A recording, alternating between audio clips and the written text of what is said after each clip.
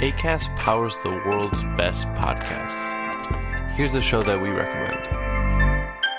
Hey, I'm Kim Holderness. And I'm Ben Holderness. We host the Holderness Family Podcast every Tuesday. You may know us from the silly videos that we make online. Or a book about marriage called Everybody Fights. Or as winners of season 33 of The Amazing Race. Still can't believe that happened. Listen, we do a lot of stuff, but our podcast is our most favorite thing. Yeah, because every week we get to sit down face to face, talk to each other about marriage, family, mental health, or just anything that we want to know more about. Sometimes we have expert interviews, sometimes it's just us, but our goal is to bring some joy and laughter into your life every week. Our other goal is that maybe you will learn something as well. Right, so search the Holderness Family Podcast and check out our most recent episodes. We have one about staying organized with creators of the Home Edit. And one about being diagnosed with ADHD as an adult. We hope you'll join us.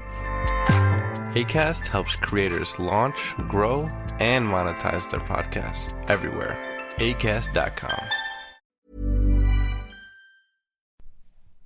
Hey there, before we get into our Dune episode, I just wanted to say a huge thank you to all of our new patrons over at patreon.com/thecinemile. So a big thank you to you, Oliver Martel, to Kyle De Bruyne, to Max, to Lucy Creedon, to Brendan Curran, Tom Goodfellow, Tobias Hansen, Nuala Dormer, Catherine Maloney, and Emily Montague. Thank you all so much for joining our Patreon page and subscribing for £2 or £3 a month, where you can get access to more than 30 retro movie reviews, loads of TV reviews, including our weekly Succession Season 3 episodes. So that's patreon.com/thecinemile.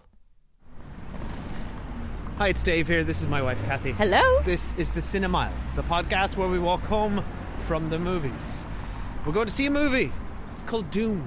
A little movie called Dune. Yeah. A little movie that could. It finally got released. This and No Time to Die. Both due last year, I believe. Are you excited for Dune? Yeah. This is by renowned Canadian sci-fi filmmaker Denis Villeneuve. Yeah, you're obsessed with him, right? As I think his name is pronounced. I don't think so. So this is the dude that made Arrival, which was my favourite movie of the year that it came out. Mm-hmm. He made Blade Runner 2049, which was my favourite movie of the year that came out. Really? Yeah. You said exactly what you said when I said it was my favourite movie that year. I mean, I liked it. Go back and check that out. And he also made other great movies such as Passengers and Sicario. He's an awesome director and talent. So yeah, this is one of those ones where you show up for the director, right? For me, he's the event. Yeah, I really like him as a director, and in terms of Dune itself, I'm not. I know it's like a cult classic and a huge thing, but for me, I think I've read about half the book and gave up. And then I've never seen the original movie. What about you? You've read the book, right? I've read the first book and I read half the second book and then I gave up. So I think I got a bit further than you. And that's 10 years ago, so my memory is somewhat sketchy. But I remember really enjoying it. It's got, it's a big, epic book. It's grand in scale. It's all about plot. It's all about plot. It's got plot. It's got plotting. Fantastic book review. It's got plotting and intrigue, and it's very sort of a big space opera. So I'm excited about it. Have you seen the movie? It's the original movie, David Lynch. I've seen right? it, but not for a long time. I didn't think much of it. Yeah, I've never seen it. Now that's a cult classic. I think the book is just regarded as a classic. I think the David Lynch thing is a cult classic. Right. It's a bit odd. Well, anyway, I'm like... Sting is in it wearing a nappy. Because it's... What's his name? Denis Villeneuve. Right. That's not how you say it. It's way. Villeneuve. It's French. He's French. Anyway, I can't say it, Denis Villeneuve, but because it's him, I'm interested, and obviously all the hype, and of course Oscar Isaac, who is my one. There's a great cast in this. Yeah. My God, let's rattle them off. Yeah, you got Oscar Isaac playing the older, sexy gentleman. Yeah, can't wait. As he is now typecast as. You've got Rebecca Ferguson. Rebecca Ferguson, thank you, who's awesome in everything. Kick-ass. Female action hero. What's his name? Timothy Chalamet. I'm another French name. Chalamet, I think his name. Curious to see him as a lead. Cause have you seen him in anything? he Because I walking the wrong way. No, this is the right. I've seen him in Little Women, right? Oh yeah, And no, he is someone that like people are obsessed with, right? Timmy Chalamet. He's literally like the new. He's everywhere. He's like the new Leonardo DiCaprio, Yeah, right? exactly. He's this teen heartthrob. But it's and I feel really out of touch. I feel really out of touch because I'm like, who is he? I watched him in Little Women and I was like, this is a prepubescent child. Like, I cannot believe people fancy him this much. Like, how could you say that about Timmy Chalamet? basically, it's like when I see people on TikTok who've like 5 million followers and like all they do is like a dance. That loops for 15 seconds and I'm like, I don't understand why people are watching this. But with him, I'm like, I don't understand why people fancy him. Well, and it's the kind of thing where, like, in 1996, it was appropriate for teenage you to have a crush on Leo DiCaprio as he slid off that wardrobe into the ocean depths of the ocean. But it is not appropriate for 36-year-old you to be crushing on prepubescent Timmy But he's Millie. not actually prepubescent though. Well, He's a man. What is he, 20? He's a man. Like, it would be appropriate if I found him attractive. If you were all thirsty over a 20-year-old skinny boy, I'd That's be what a I little mean. concerned. He's a skinny boy. I don't Yeah. get it. Anyway, so I'm interested to see him as a lead because, I mean, he's certainly good in Little Women. Like, he's not done anything wrong in that movie. He's just, I don't get it. So I'm curious to see him as the lead. I don't think I've seen him in anything. Yeah, you probably haven't. He's going to be in the Willy French, Wonka. He's in the French Dispatch at the same time. He's double billing it at the Did you cinema. see he's playing young Willy Wonka? I did. In the Willy Wonka prequel. You know, to be fair, I have no interest in that movie, and it can go to hell. Like, who wants that? But he looks the part. To be fair to him, I mean, gotta he's got say, the same hair as Gene he's Wilder. got the hair. If that's what you mean. He's got the hair. He's a skinny Timmy playing a Willy. Right. Anyway, yeah. So, wait, we've gone way off course. Agree on that note, though. I'd rather die than watch the Willy Wonka prequel. Anyway, off to the cinema. Let's go to the cinema. See Dune. We are House Atreides. There is no call we do not answer. There is no faith that we betray. Smile, Gurney. I am smiling. The Emperor asks us to bring peace to Arrakis. House Atreides accepts! I know you. There's something awakening in my mind. You need to face your fears. Come with me. You need to be ready. You never met Harkonnens before. They're not human, they're brutal. The Duke's son sees too much. This is why Dune killed them all. God in heaven. Oh, hello. We're back. Hello. We saw Dune. Yeah. Part 1. Yeah, didn't know it was a part shocker. 1. Excuse me, marketing material. You didn't make that clear. No. It just says Dune on the poster. I signed up for Dune, and I didn't get Dune. I got half a Dune. Yeah. Right? So I thought that was a sneaky move. I thought it I'm was not sneaky as happy, well. Denis Villeneuve No. or Timmy Millie. No. You have done one over on me. Now that said, I had an amazing experience and it's a brilliant movie. But I am a little disappointed on that front. Little bit of point of order before we crack on. Some housekeeping. Some housekeeping at the top of the show. We somehow didn't end up seeing this movie together due to scheduling conflicts. And by scheduling contacts, we mean conflicts. One of us had to mind our children. Yeah, we couldn't get a babysitter to see Dune Part 1. So we went separately. So this isn't the immediate review that we like to do here on the Cinemile. But I've seen it more recently than Dave. Yeah, so I saw it 3 years ago in a pre-production suite with Denis Villeneuve. So yeah, it's a few days old for me, but it's had time to gestate. Mm-hmm. Whereas for you, it's pretty fresh. So let's get into it. So, hello, welcome to the Cinemile. If it's your first time here, there are no spoilers until we get to Spoiler Street. In this case, spoilers and. Oh, nice. Yeah. It was interesting because I went to see it on my own, which, by the way, going to cinema on my own is my favourite activity. It's a treat. Yeah, it's a real Right, sorry, treat. that you prefer. That's preferable to you than going with me. That's what you're saying. Depending on the day. Because Yesterday. that's not the hierarchy of my preferences. Yesterday, my my preference. one true love. My preference was to be alone in the cinema, and I got it. Okay, fine. It was interesting because I had effectively no expectations of the movie, other than everyone said I saw that people really liked it on Twitter. And I went at 4 p.m, which I highly recommend. Dave went to a late showing, got a bit sleepy. It's a sleepy movie a little bit. It's a slow movie. I was so tired, and it was 11:30, and I was just like, oh my god. I can't but if stay you go awake. at 4 o'clock like I did, it's a slow movie, and it kind of it's long, but actually in the afternoon I found that I really enjoyed that. It really washed over me. It's very atmospheric, like a lot of his films are. And in fact, you saw it on a Sunday afternoon, which I think is the ideal time to watch this. Oh yeah, it's a perfect Sunday afternoon film. Yeah. And I really enjoy the director's movies, particularly obviously you mentioned Arrival. It definitely feels like it's by the same person who made Arrival.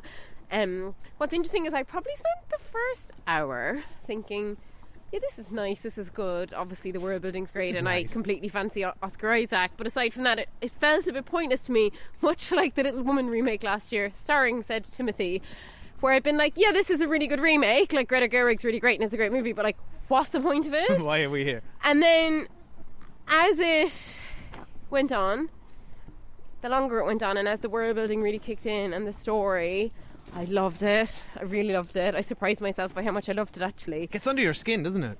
It's just the world building is right. It's strong. It's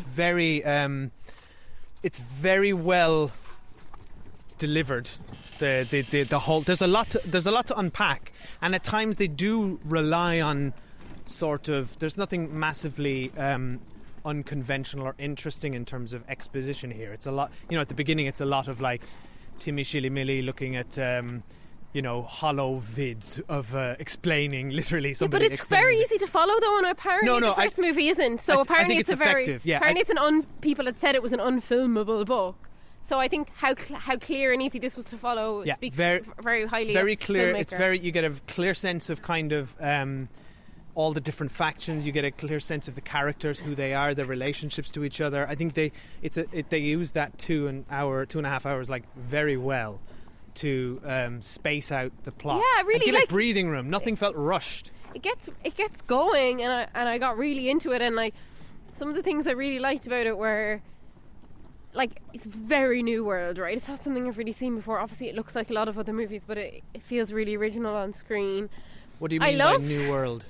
I just loved the whole world they created in terms of the spice thing and the sandworms, and there's a machine in it that's kind of some sort of helicopter meets airplane meets something else, and it looked like a real dragonfly. It looked like a real vehicle. Yeah. That awesome. just looked real to me. It looked like he shot it on location, which makes no sense. Well, with real vehicles. I totally agree with you. That's what blew me away about this movie, was that at one point I realised at no minute, not for 1 minute in this movie, could I see a film set or see some CG. Yeah. Right? It was entirely immersive and engrossing. I believed every single frame. I just felt like this world existed, and that is an achievement in itself. Because we watch so many movies, you can easily be just taken out of something. It's really a big screen so quickly. movie. But it's interesting because we're talking about Timothy as the lead, and I'm not going to try and say his surname.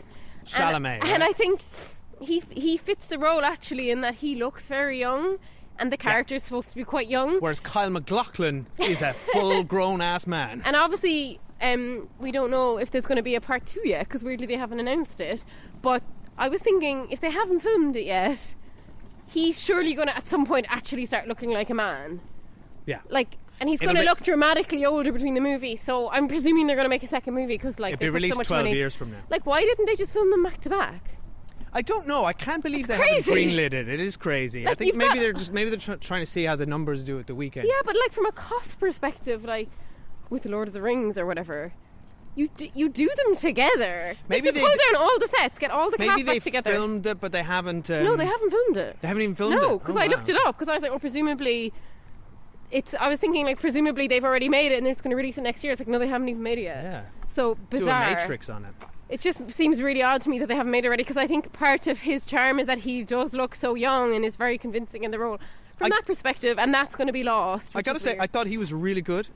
I thought he was really good really, too. Really good. Just convincingly uncertain, convincingly pubescent, as you described him. I bought him as a teenager, right? Or whatever he's supposed to be, late teen. And he's in that role like a Luke Skywalker or a Harry Potter, where it's someone who's almost their destiny is out of their control and they're just kind of like along for the ride to be a hero, and like, but he expresses frustration at that. Yeah, it's hard to do that without to have a character with kind of no agency and to keep them interesting, and I thought he did a good job of it. Yeah, I thought he was really good as well. On that note about the whole destiny thing and all that, I got like without going into spoilers, there's what's interesting to me watching this back.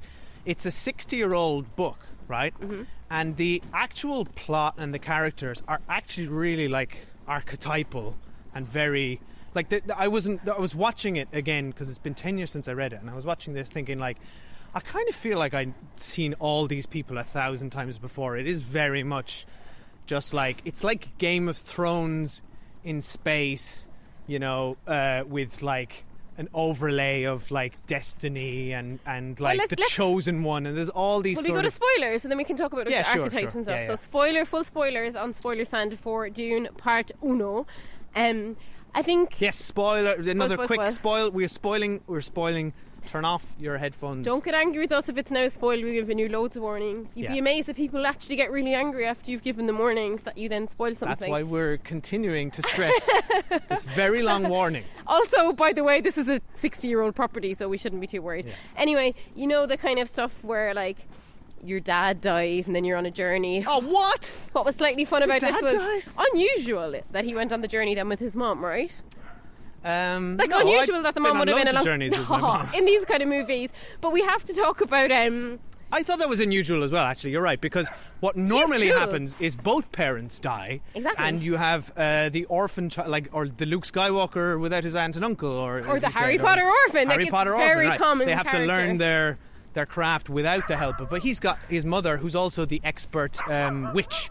Which I loved. I loved all that stuff. I loved like, the voice. Put your and the hand witch in the box, Timothy. Yeah. The box. That's one thing that stuck with me from the book, and that's really well done here. Yeah, really well done. I thought he acted being in pain very well. He did, didn't he? Like, I get why everyone is thirsty for Timmy now.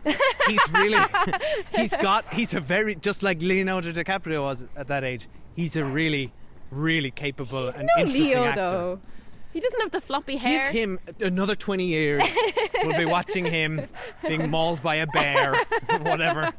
But his hair, I have to say, by side note, is actually fabulous. It's just not a floppy 90s hair. But can we talk about Oscar Isaac, please, and how amazing he is? First of all, love that he is like overlord of like a planet. Also, like an incredible pilot. Like that scene when he goes and rescues. He's awesome. All those 20 people from that sand thing, right? That was so cool. So cool. Love but just does it stuff. effortlessly. Like there's men down there. And I'm like, you're the Duke of a whole planet, whatever. I couldn't figure it out. And I loved all his like fatherly advice to, you know, he was again this archetypal perfect kind of father and like really noble leader, but I bought into that. I'm like, I was there for all the archetypes. What about the reveal, like towards the end, that him and the mom weren't married and she was his concubine? I know. They were living in sin whole time. I love that he said to the son, to Timothy, "Oh, I just want you to be my son." Whereas the mom's like, "No, you're the chosen one." Yeah, the mom's like, "I have much bigger plans for you." But I love all the stuff with Oscar Isaac being the pilot, and then I really enjoyed Oscar Isaac's death scene where he had the tooth thing that he let off. Oh, so good. That was so good. And also the betrayal. I didn't remember any of that. As far as I know, the movie is quite faithful to the source material. I mean, I'm presuming so based on nothing. But I hadn't remembered any of that, and that took me by surprise. That the betrayal. What about the creature design? How got it? Can we just talk about that Stellan Skarsgård. Stellan Skarsgård was awesome and It took me so long to recognise him. I was like, the voice. Really good. Yeah, I love when he just kind of he's kind of a merman. What's going on with the bottom of his body? Merman. I don't know what he is. He was floating, I think. He's levitating from all the spice because I think he's consumed so much spice. Right. That he is like supernatural. Could do with some spice. It seems to be incredible. Unless you're the Timothy best. and you're allergic to it, and then it's absolute zero crack. I tell you what I wasn't enjoying was him having the same bloody waking dream over and over again. His manic pixie dream girl. Zendaya flitting through the desert. I enjoyed that. I was a little confused at his dreams. He was having conversations with people in his dreams, which I thought were going to be like things that are going to come to pass. But then they weren't. They were, he was conversing with people who would later die without having done any of those things. Yeah, I really enjoyed that. It was almost like I think it was like he was seeing dual possibilities.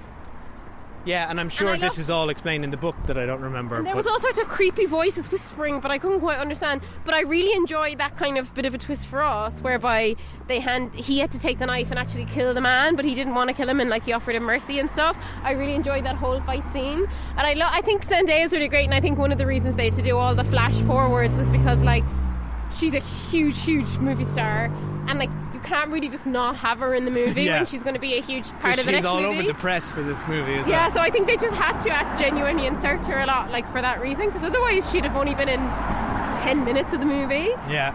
I really enjoyed all the stuff when him and his mom were down like underground with those guys, with the Freeman.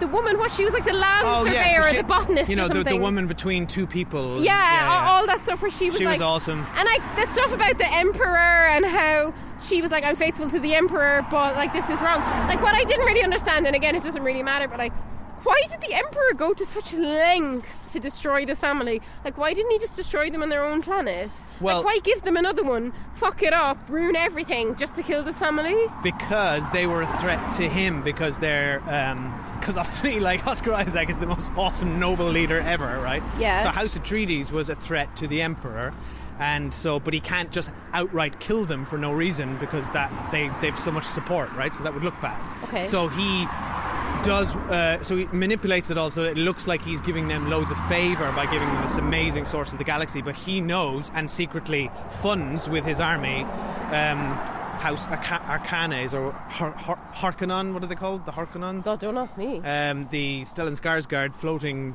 Dave Bautista crew.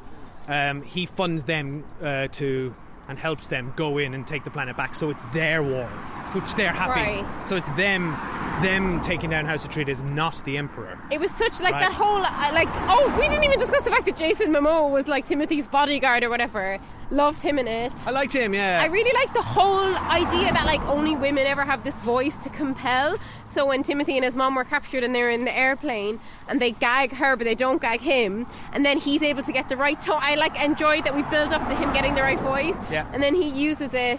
And then also the fact that when him and his mom were doing like their secret sign language, like I just loved all the stuff with him and his mom, and that is very unusual to see a son-mother relationship like this on screen, right?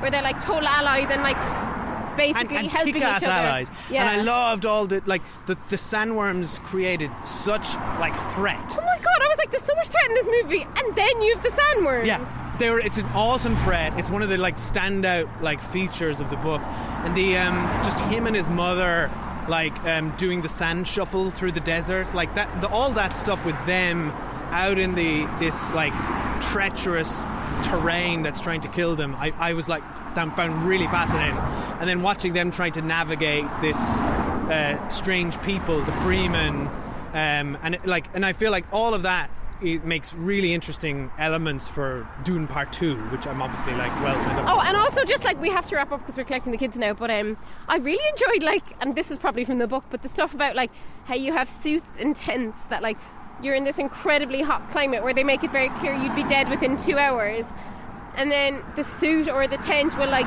capture all your sweat and tears for you to like drink them back. It's brilliant. That's so interesting, but like really, and also disgusting. And I love that. There's so much good world building in this that is like, you know, great ideas from the source novel, but then just visualized by Denis Villeneuve and his production team so amazingly. It looks so good, and I actually think, you know, the way the like aesthetic of everything was just so like clean and sparse. I wish we'd seen it in IMAX.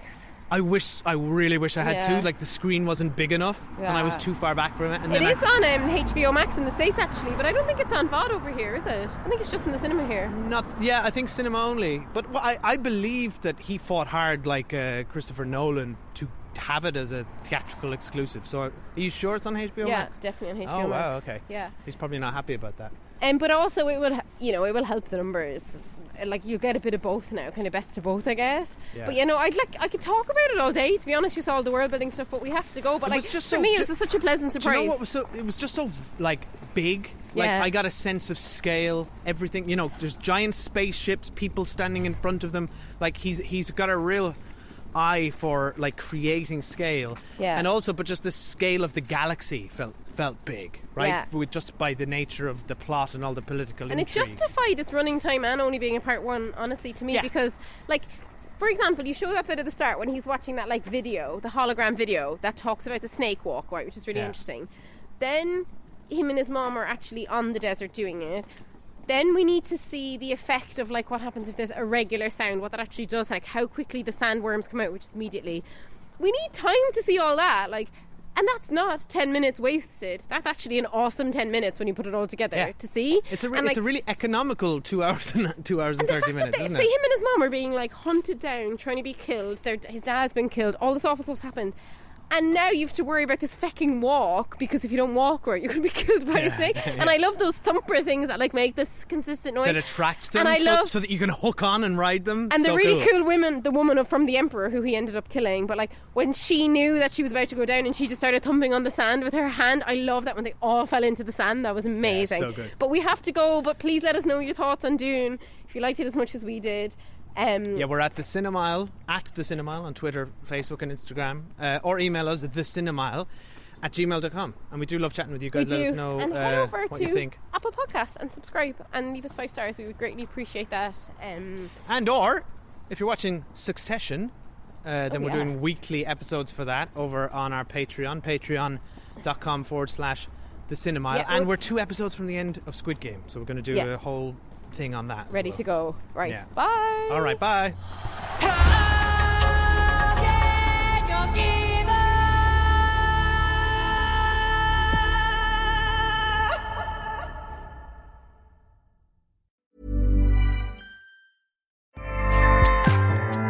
Acast powers the world's best podcasts. Here's a show that we recommend. What do you do when no one else is watching? What do you do that makes you happy for no reason at all? What are you obsessed with? I'm Leslie Arfin, and I'm a writer, but I'm also a dancer, a painter, a vapor, a dollhouse enthusiast, and basically just an overall hobbyist. My podcast, Filling the Void, is all about what other people are fanatically into. We talk about hobbies, even if you don't have one. Listen to Filling the Void on Tuesdays on the Arios Network and subscribe wherever you get your podcasts. Acast helps creators launch, grow, and monetize their podcasts everywhere. Acast.com.